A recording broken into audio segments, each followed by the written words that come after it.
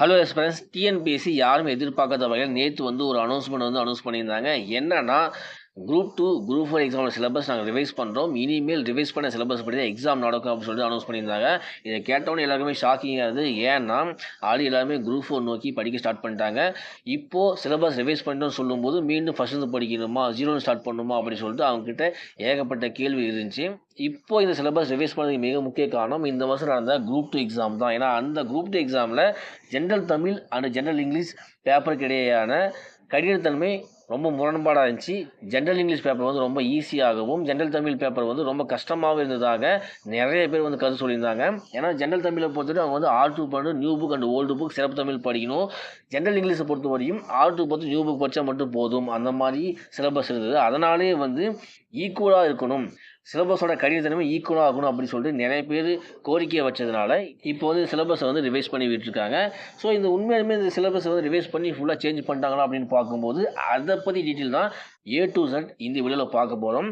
ஆனால் நீங்கள் ஒரு பயத்தில் இருந்தீங்கன்னா உங்களுக்கு முன்னாடியே சொல்லிடுறேன், சிலபஸ்லாம் மிகப்பெரிய சேஞ்சஸ்லாம் ஒன்றுமே கிடையாது. ஜிஎஸ் அதே தான் இருக்குது, மேக்ஸ் அதே தான் இருக்குது, தமிழும் அதே தான் இருக்குது. ஆனால் எந்தெந்த டாப்பிக்கில் எவ்வளோ கொஷின்ஸ் நான் கேட்போம், எந்தெந்த யூனிட்டில் எவ்வளோ கொஷின்ஸ் கேட்போம் அப்படின்னு சொல்லிட்டு அனௌன்ஸ் பண்ணியிருக்காங்க. அவ்வளோதான், வேறு எந்த ஒரு மாற்றமும் கிடையாது. இப்போ தமிழை பொறுத்தவரையும் இலக்கண பகுதியில் அதிக முக்கியத்துவம் கொடுத்துருக்காங்க. இலக்கியத்துக்கு முக்கியத்துவம் இல்லை, தமிழறிஞரும் தொண்டுகளுக்கு முக்கியத்துவம் இல்லை. ஸோ அதை சொல்லியிருக்காங்க. ஜென்ரல் ஸ்டடீஸை பொறுத்தவரையும் எந்தெந்த யூனிட்லேருந்து எவ்வளோ கொஸ்டின் கேட்போம் அதை சொல்லியிருக்காங்க. மேக்ஸை பொறுத்தவரையும் எந்தெந்த டாப்பிக்லேருந்து எவ்வளோ கொஸ்டின் கேட்போம் சொல்லியிருக்காங்க. அவ்வளோதான், வேறு எந்த மாற்றமும் கிடையாது. சிலபஸ் அதே. தமிழை பொறுத்தவரையும் R2 பண்ணு படிச்சிங்களா, இப்போ R2 10 new book and old book line by line படிங்க. அதுக்கப்புறம் ஜென்ரல் ஸ்டடீஸை பொறுத்தவரையும் ஆல்ரெடி எப்படி படிச்சிங்களோ அதே மாதிரி படிங்க. அதுக்கப்புறம் மேக்ஸை பொறுத்தவரையும் ஆல்ரெடி எப்படி படிச்சிங்களோ அதே மாதிரி படிங்க. ஆனால் ஜென்ரல் தமிழை பொறுத்தவரையும் இலக்கணத்துக்கு அதிக முக்கியத்துவம் கொடுங்க, ஏன்னா அதுலேருந்து அதிகமாக கொஸ்டின் வரப்போகுது. ஸோ இதுதான் அங்கே சேஞ்சஸாக இருக்கும்போது சிலபஸில் எந்த சேஞ்சஸ் கிடையாது. ஓகேங்களா? அப்போ ஆல்ரெடி நீங்கள் பிளான் பண்ணி ஒரு ஷெடியூலில் படிச்சிருப்பீங்களே, அதைப்படி நீங்கள் படிங்க, எந்த ஒரு மாற்றம் பண்ண தேவையில்லை. ஆனால் நீங்கள் படிக்கும்போது எந்த யூனிட்டுக்கு எவ்வளோ இம்பார்ட்டன்ஸ் கொடுத்துருக்காங்க அதை மட்டும் பார்த்து அந்த பிளானை மாற்றிக்கங்க. இப்போ இந்த வீடியோவில் A to Z டீட்டெயிலில் நான் உங்களுக்கு சொல்லிடுறேன். ஃபஸ்ட்டு பேட்டர்ன் ஏதாவது சேஞ்சஸ் இருக்குதா? பேட்டர்னில் எந்த சேஞ்சஸ் கிடையாது. சேம் அதே பொதறிவு 75 கேள்விகள், மேக்ஸ் 75 கேள்விகள், தமிழ் 100 கேள்விகள், சேம் பேட்டர்ன், அவ்வளோதான். இப்போ பொதறிவு பொறுத்தவரையும் என்ன ரிவைஸ் பண்ணிக்காங்க பார்த்தீங்கன்னா, பொதறிவு பற்றி நம்மளுக்கு பொது அறிவியலில் 5 கேள்விகள் கேட்கப்படும் அப்படின்னு சொல்லியிருக்காங்க. இது கூட டாபிக் எல்லாமே சேம் தான். வேர்ல்டு சிலபஸ் என்ன டாபிக் இருந்துச்சோ அதே தான் இருக்குது. எந்த ஒரு புதுசாக ஆட் பண்ணவும் இல்லை, கம்மி பண்ணவும் இல்லை. பொதுறிவில் பொறுத்தவரை அதே டாபிக். என்ன ஒன்று, இங்கே 5 கேள்விகள் கேட்குறாங்க. அது மட்டும் இல்லை, நடப்பு நிகழ்வுகளும் சயின்ஸ்லேருந்து வந்துடும் அப்படின்னு சொல்கிறாங்க. ஓகேங்களா? முன்னாடி வேர்ல்டு சிலபஸில் நடப்பு நிகழ்வு தனியாக ஒரு யூனிட்டாகவே இருந்துச்சு. இங்கே அந்த தனியாக யூனிட்லேருந்து தூக்கிட்டு ஒவ்வொரு யூனிட்லையுமே சேர்த்திட்டாங்க. சயின்ஸ்லேருந்துமே கரண்ட் அஃபேர்ஸ் வரும், ஜாகிரபிலிருந்தும் கரண்ட் அஃபேர்ஸ் வரும், பாலிட்டிலிருந்தும் கரண்ட் அஃபேர்ஸ் வரும், அதுக்கப்புறமா எக்கனாமிலிருந்தும் கரண்ட் அஃபேர்ஸ் வரும். அப்படி எல்லா யூனிட்லையுமே கரண்ட் அஃபேர்ஸை ஆட் பண்ணி விட்டாங்க. தனியாக யூனிட்டே கிடையாது. ஓகேங்களா? இப்போ பொதறிவியில் 5 கேள்விகள் கேட்குறாங்க, அவ்வளோதான். அதுக்கப்புறமா நடப்பு நிகழ்வுகளும் வரும். ஓகேங்களா? அதாவது அறிவியல் சம்பந்தமான கரண்ட் அஃபேர்ஸ் ஏதாவது இருந்தால் அது இங்கே கரண்ட் அஃபேர்ஸாக கேட்கப்படும். ஓகேங்களா? ரெண்டாவது யூனிட் புவியியல் ஜாகிரபிலிருந்து 5 கொஸ்டின்ஸ் கேட்பாங்க. சேம் டாபிக், எந்த ஒரு டிஃப்ரெண்ட்டும் கிடையாது. எந்த ஒரு டாப்பிக்கும் ஆட் பண்ணவும் இல்லை, எந்த ஒரு டாபிக் கம்மி பண்ணவும் கிடையாது. ஓகேங்களா? புவியிலேருந்து 5 கேள்வி கேட்குறாங்க. அடுத்து யூனிட் 3ல் இந்தியாவின் வரலாறு, பண்பாடு மற்றும் இந்திய தேசிய இயக்கம். இதே வேர்ல்டு சிலபஸில் பார்த்தீங்கன்னா இந்தியாவின் வரலாறு, பண்பாடு தனி யூனிட்டாக இருக்கும். இந்திய தேசிய இயக்கம் INM தனி யூனிட்டாக இருக்கும். இங்கே 2 யூனிட் சேர்த்து கம்பைன் பண்ணி ஒரே யூனிட்டாக மாற்றிட்டாங்க. இந்தியாவின் வரலாறு, பண்பாடு மற்றும் தேசிய இயக்கம். அதில் 10 கொஸ்டின் கேட்பாங்க. அப்படின்னா ஹிஸ்ட்ரிலேருந்து ஒரு 5 கொஸ்டின் கேட்குறாங்க, இந்திய தேசிய இயக்கத்துலேருந்து ஒரு 5 கொஸ்டின் கேட்பாங்க. ஓகேங்களா? அப்படி பிரிச்சுங்க, அவ்வளோதான். அங்கே 2 யூனிட்டாக இருந்துச்சு, இங்கே கம்பைன் பண்ணி ஒரே யூனிட்டாக மாற்றிட்டாங்க. சேம் டாபிக் தான், எந்த ஒரு மாற்றமும் கிடையாது. ஓகேங்களா? நெக்ஸ்ட்டு இந்திய ஆட்சியல் பாலிட்டியில் 15 கொஸ்டின்ஸ் கேட்குறாங்க. சேம் டாபிக் தான், எந்த மாற்றமும் கிடையாது. பாலிட்டியிலிருந்து 15 கொஸ்டின். ஓகேங்களா? அதுக்கப்புறம் யூனிட் 5 இந்திய பொருளாதாரம் மற்றும் தமிழ்நாட்டின் வளர்ச்சி நிர்வாகம். இந்திய பொருளாதாரம் தனியாக இருந்துச்சு, தமிழ்நாட்டின் வளர்ச்சி நிர்வாகம் யூனிட் 9 இருந்துச்சு. இங்கே ரெண்டுமே சேர்த்து கம்பைன் பண்ணி ஒரே யூனிட்டாக மாற்றிட்டாங்க. இதுலேருந்து உங்களுக்கு 20 கொஸ்டின்ஸ் கேட்பாங்க. ஓகேங்களா? அப்படின்னா இந்திய பொருளாதாரத்துலேருந்து ஒரு 10 கொஸ்டின் கேட்பாங்க, தமிழ்நாட்டின் வளர்ச்சி நிர்வாகத்தில் ஒரு 10 கொஸ்டின் கேட்பாங்க. 10 பிரிச்சுக்கலாம், அவ்வளோதான். இங்கே வேர்ல்டு சிலபஸில் அது தனித்தனியாக இருந்துச்சு. இந்திய பொருளாதாரம் தனியாக இருந்துச்சு, தமிழ்நாட்டின் வளர்ச்சி நிர்வாகம் தனியாக இருந்துச்சு. இங்கே ரெண்டுமே ஆட் பண்ணி ஒரே யூனிட்டாக மாற்றிட்டாங்க. அவ்வளோதான், ரிவைஸ் பண்ணுங்கள். ஓகேங்களா? அதுக்கப்புறம் யூனிட் 6 தமிழ்நாட்டின் வரலாறு, பண்பாடு, மரபு மற்றும் சமூக அரசியல் இயக்கங்கள். இதிலிருந்து உங்களுக்கு 20 கொஸ்டின்ஸ் கேட்பாங்க. இதுக்கு முன்னாடி இதே டாபிக் இருந்து 4-5 கொஸ்டின் தான் கேட்பாங்க. இந்த இடத்துல 20 கொஸ்டின் கேட்குறாங்க. ஒரு மிகப்பெரிய ரோல் ப்ளே பண்ண போது என்னன்னா, நிறைய பேர் வந்து தமிழில் நிறைய டாபிக் வந்து இல்லை கம்மி பண்ணிட்டாங்க, தமிழ் சிலபஸ் வந்து ஈஸியாகிடுச்சு அப்படின்னு சொல்லியிருந்தாங்க. அந்த கம்மி பண்ண டாப்பிக்கெல்லாம் இங்கே தான் வந்து சேரப்போகுது. அதனால தான் 20 கொஸ்டின் கேட்குறாங்க. அது வந்து உங்களுக்கு ஃபுல் டீட்டெயில் தமிழ் எக்ஸ்பிளைன் பண்ணும்போது நான் வந்து சொல்கிறேன். ஓகேங்களா? இங்கே வந்து அலகு 6 யூனிட் 6 வந்து 20 கொஸ்டின் கேட்குறாங்க ஜிஎஸ்சில். ஓகேங்களா? உள்ளே இருக்கிறதெல்லாம் சேம் டாபிக், எந்த ஒரு மாற்றமும் கிடையாது. ஓகேங்களா? இதுதான் ஜிஎஸ்சில் பண்ண ரிவைசடு. என்னென்ன பண்ணுறாங்க, எந்தெந்த யூனிட்லேருந்து எவ்வளோ கொஸ்டின் கேட்போம்னு சொல்லியிருக்காங்க, அது ஒன்று. அதுக்கப்புறமா தனித்தனி யூனிட்டை கமெண்ட் பண்ணிட்டாங்க, தனித்தனியாக இந்த யூனிட்டை கமெண்ட் பண்ணிட்டாங்க. அவ்வளோதான், இதுதான் ரிவைஸ் பண்ணியிருக்காங்க, வேறு எதுவும் கிடையாது. நீங்கள் படிக்கும்போது எது எதுக்கு முக்கியத்துவம் கொடுக்கணும், எது எதுக்கு லாஸ்ட்டாக படிக்கணும்னு சொல்லிட்டு அந்த எவ்வளோ கொஸ்டின் கேட்குறாங்களோ அதை வச்சு நீங்கள் வந்து படிச்சுக்க வேண்டியதான். அவ்வளோதான். ஓகேங்களா? அதுக்கப்புறம் மேக்ஸை பொறுத்தவரைக்கும் 25 கொஸ்டின்ஸ் வரும்.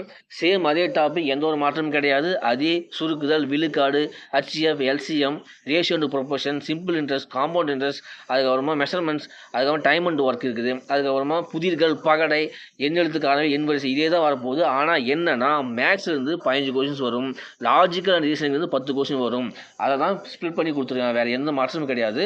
இதுதான் ரிவைஸ் பண்ணியிருக்காங்க. ஓகேங்களா? எந்தெந்த டாப்பிக்கில் எவ்வளோ கொஸ்டின் கேட்போம் அப்படின்னு சொல்லியிருக்காங்க. அவ்வளோதான்.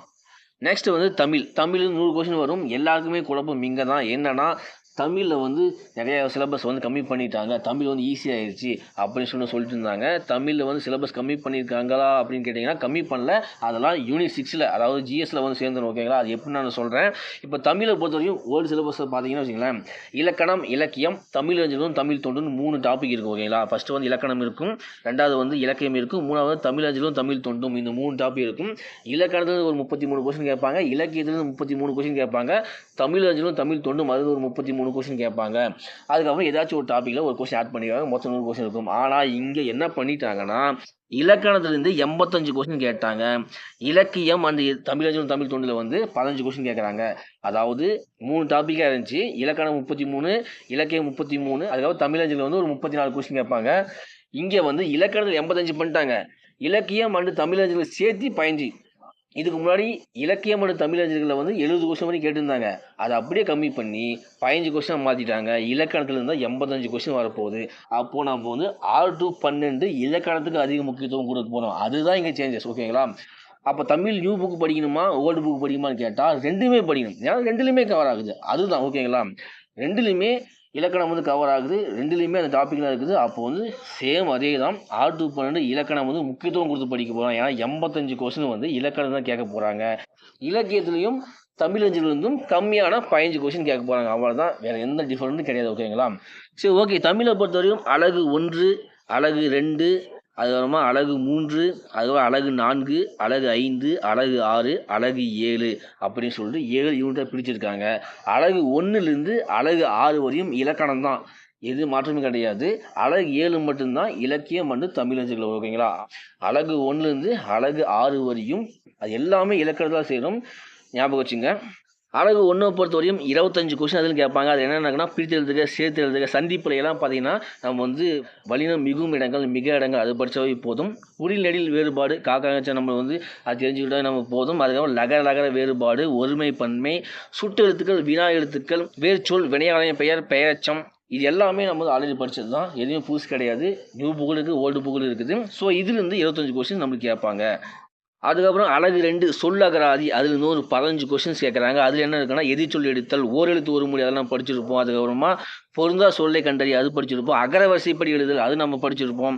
அதுக்கப்புறம் ஒருபொருள் பன்மொழி, அதுக்கப்புறம் இருபொருள் குறித்த சொற்கள், அதுக்கப்புறம் பேச்சு வழக்கு, எழுத்து வழக்கு, அதெல்லாம் படிச்சிருப்போம். இதெல்லாம் இலக்கணத்தில் வருது. ஸோ அதெல்லாம் வந்து படிச்சிருப்போம். இதுலேருந்து 15 கொஸ்டின் நம்மளுக்கு கேட்பாங்க. அதுக்கப்புறம் வந்து கோடிட்டத்தில் சரியான சொல்லை தேர்ந்தெடுத்து எழுதுக. எக்ஸாம்பிள் பாருங்கள், வானில் முகில் தோன்றினால் மழை பொழியும் அப்படின்னு சொல்கிறாங்க. அப்படின்னா முகில்னா என்ன? முகில்னா மேகம்.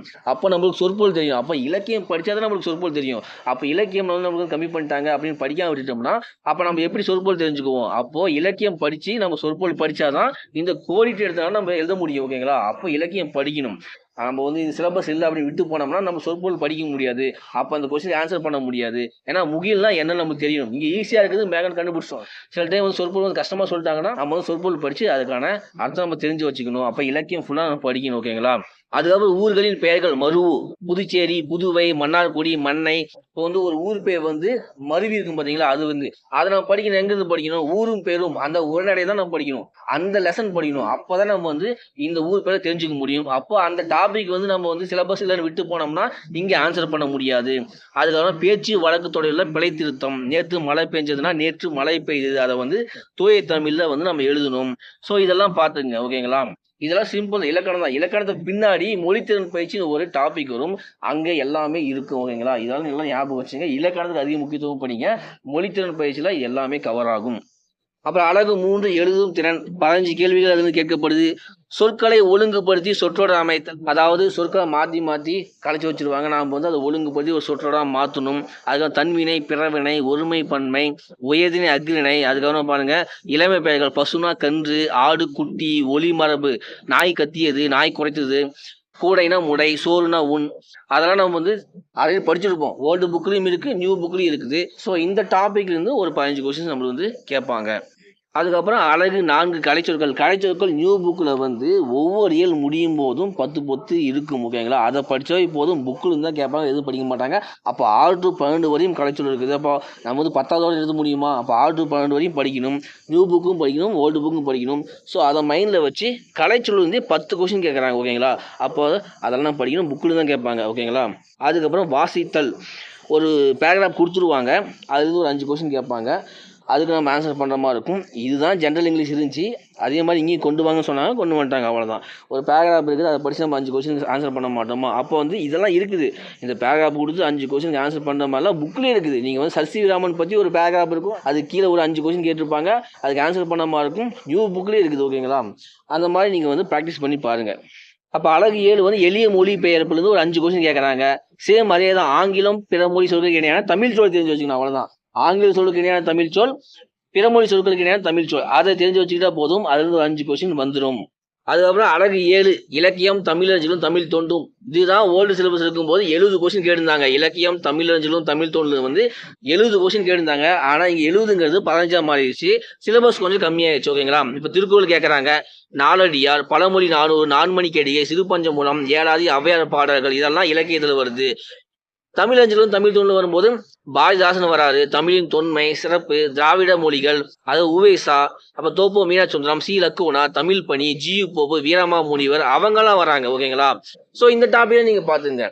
இப்போ இலக்கிய பொறுத்தவரையும் என்னென்ன இருக்குது? அறநூல்கள் இருக்குது, திருக்குறள் இருக்குது. இதுலேருந்து இங்கிருந்து கொஸ்டின் வரும். அதுக்கப்புறம் தமிழஞ்சலும் தமிழ் தோன்றல இவங்க யார் யார் இருக்காங்களோ இங்கிருந்து இங்க வந்து கொஸ்டின் வரும். 15 கொஸ்டின் வரும் சொல்றாங்க. அப்போ வந்து இங்கதான் நிறைய பேர் குழம்புறது என்னன்னா, இலக்கியத்துல வந்து நிறைய இருக்குது. 8 தொகை இருக்குது, 10 பாட்டு, அதெல்லாம் எங்க போறது? புது கவிதை எங்க போறது? மரபு கவிதை எங்க போறது? அதுல இருந்து கொஸ்டின் கேட்க மாட்டாங்களா? அப்ப தமிழறிஞர்களே நிறைய பேர் இருக்கிறாங்க, புது கவிதை ஆசிரியர் இருக்கிறாங்க, மரபு ஆசிரியர் இருக்கிறாங்க. அவங்களாம் எங்க படிக்கிறது அப்படின்னா, அவங்களாம் படிக்க தேவையில்லையே அப்படின்னு ஒரு கொஸ்டின் இருக்குது. அவங்களாம் படிக்கணும். எங்க வருவாங்கன்னா, அந்த ஜிஎஸ்ல யூனிட் 6 சொன்னோம் பாத்தீங்களா, அங்க வந்துருவாங்க. எப்படின்னா, இப்போ ஜிஎஸ் யூனிட் 6ல தமிழ்நாட்டின் வரலாறு, பண்பாடு, மரபு மற்றும் சமூக அரசியல் இயக்கங்கள்ல வந்து இதுக்கு முன்னாடி வரையும் 5 கொஸ்டின், 6 கொஸ்டின், 4 கொஸ்டின் அப்படின்னு கேட்டுட்டு இருந்தாங்க. இப்போ இந்த ரிவைஸ்டு சிலபஸ்ல வந்து 20 கேள்விகள் கேட்கப்படும் அப்படின்னு சொல்லிட்டாங்க, ஓகேங்களா? அப்போ வந்து எக்ஸ்ட்ரா அந்த கொஸ்டின் எங்க எடுப்பாங்கன்னா, தமிழ்ல வந்து நிறைய சிலபஸ் வந்து கம்மி பண்ணிட்டாங்க அப்படின்னு நம்ம சொல்லிட்டு இருந்தோம்ல. அதாவது 8 தொகை, 10 பாட்டு, சங்கலக்கியங்கள், கம்பராமாயணம், சிலப்பதிகாரம், மணிமேகலை, அப்புறமா தமிழ் அறிஞர்கள் சான்றோர்கள் வந்து நிறைய பேர் இல்ல அப்படின்னு சொல்லியிருந்தோம். அதுக்கப்புறமா வந்து உரைநடையில பாத்தீங்கன்னா தமிழர் வணிகம், தொழில் ஆய்வுகள், கடற்பயணம், அப்புறம் கடிதங்கள், அந்த மாதிரி லெசன்ஸ் எல்லாம் இங்க வந்து சேர்ந்தோம். எப்படி அது இங்க வந்து சேரும் அப்படின்னு பாத்தீங்கன்னா, இதோட டாபிக்ஸ் பாருங்க. தமிழ் சமுதாய வரலாறு, அதுக்கப்புறமா தொல்லியல் தொடர்பான கண்டுபிடிப்புகள், அதாவது சங்ககாலம் முதல் இக்காலம் வரையிலான தமிழ் இலக்கியம், அந்த மாதிரி டாபிக்ஸா இருக்குது. தமிழ் சமுதாய வரலாறு வரும்போது உரைநடை பாடங்களான தமிழர் வணிகம், அதுக்கான உணவே மருந்து, நோய்க்கு இருக்கும் மூலிகைகள், அதெல்லாம் வரலாறு பற்றி தான் சொல்லுது. தமிழரோட வரலாறு பற்றி தான் சொல்லுது. அது வந்துடும். அதுல ரொம்ப கலைகள், சிற்பம், ஓவியம், பேச்சு, திரைப்பட கலை, இது எல்லாமே வந்துடும். ஸோ அப்போ வந்து அந்த டாபிக் எல்லாம் இங்க வந்து கவர் ஆயிரும்.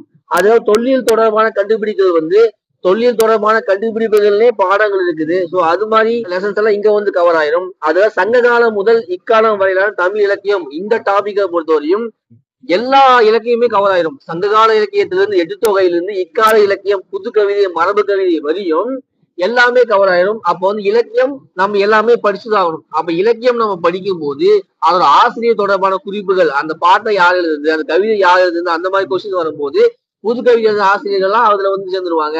அதுக்கப்புறமா எட்டுத்தொகை 10 பாட்டு எழுதின ஆசிரியர்கள் அங்க வந்துருவாங்க. தமிழ் சான்றோர் அங்க வந்துருவாங்க.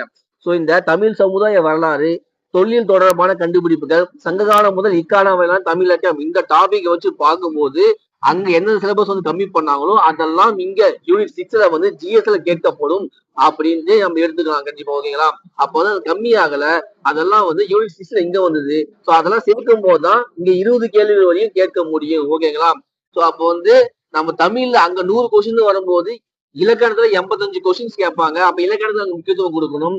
அப்புறம் மீதி 15 கொஸ்டின்ல வந்து இலக்கியம், தமிழறிஞர் தொண்டுகளை வந்து அங்க வந்து என்னென்ன இலக்கியங்கள் பேர் கொடுத்திருக்காங்க, அங்க வந்து என்னென்ன தமிழறிஞர்கள் பேர் கொடுத்திருக்காங்க, அதை மட்டும் படிச்சு நம்ம அங்க ஆன்சர் பண்ணிக்க முடியும். விடுபட்ட இலக்கியங்கள் பேரு, அப்புறமா தமிழ் சான்றோர்கள் பேரு, உரைநடைகள் எல்லாம் யூனிட் 6ல வந்து சேர்ந்துடும். ஓகேங்களா? ஜிஎஸ்ல யூனிட் 6ல வந்து சேரும். சோ நம்ம எதுவுமே விடுற மாதிரி கிடையாது. எல்லாமே மாறி மாறி சேஞ்ச் பண்ணி ரிவைஸ் பண்ணி கொடுத்துருங்க, அவ்வளவுதான். ஓகேங்களா? அப்போ வந்து நம்ம படிக்கும்போது எப்படி பண்ணணும், ஜிஎஸ் பொறுத்த வரையும் எந்த ஒரு சேஞ்சஸும் கிடையாது. எந்தெந்த யூனிட்ல எவ்வளவு கொஸ்டின் கேட்கறாங்கன்னு சொல்லியிருக்காங்க. அப்போ வந்து வெயிட்டேஜ் கொடுத்து படிக்கணும். எந்தெந்த யூனிட்ல அதிக கொஸ்டின் கேட்கறாங்கன்னு சொல்லிட்டு வெயிட்டேஜ் கொடுத்து படிச்சுக்கணும். மேக்ஸை பொறுத்த வரையும் ஆஸ் யூஸ்வல் நம்ம படிச்சுக்கலாம். அதுல வந்து இந்த டாபிக்ல இவ்வளவு கொஸ்டின் கேட்போம் அப்படின்னு சொல்லியிருக்காங்க. தமிழை பொறுத்தவரை இலக்கணத்துக்கு அதிக முக்கியத்துவம் கொடுத்துருவோம். அதுக்கப்புறமா மீதி எல்லாமே படிக்கணும். அதுக்கப்புறம் மீதி எல்லாமே வந்து யூனிட் 6ல சேர்வதற்கான வாய்ப்புகள் மிக மிக அதிகம். சோ கேட்கப்படுற இடங்கள் தான் வேற வேற இருக்க தவிர எல்லா டாபிக் கவர் ஆயிரும். கன்க்ளூஷனா வந்து என்ன பண்ணலாம்னா, ஜிஎஸ் பொறுத்தவரையும் 6-12 வழக்கமாக படிச்சுக்க வேண்டியதுதான். மேக்ஸை பொறுத்தவரையும் 6-10 நியூ புக் படிச்சுக்க வேண்டியதுதான். தமிழை பொறுத்தவரையும் மினிமம் 6-10 வரையும் new book and old book line by line படிச்சுக்கலாம். 11th 12th போகும்போது மட்டும் எந்தெந்த சிலபஸ் வந்து இம்பார்ட்டன் கொடுத்து படிக்க சொல்லிட்டு அதுக்கு தகுந்த மாதிரி படிச்சுக்கலாம். ஓகேங்களா? ஃபைனலா நீங்க ஒரு பிளான் பண்ணி நீங்க ஒரு ஷெட்யூல்ல ஃபாலோ பண்ணி படிச்சிருப்பீங்களா, அது வரையே படிங்க போதும். எந்தெந்த யூனிட் அதிகமா கொஸ்டின் கேட்கறாங்களோ அதுக்கு வெயிட்டேஜ் கொடுத்து இன்னும் அதிகமா படிங்க போதும், அவ்வளவுதான். இதுதான் ரிவைஸ்டு சிலபஸ் பத்திய ஃபுல் டீடைல். இந்த டீடைல் வந்து உங்களுக்கு கண்டிப்பா யூஸ்ஃபுல்லா இருக்கும் நம்புறேன், புரிஞ்சிருக்கும் நம்புறேன்.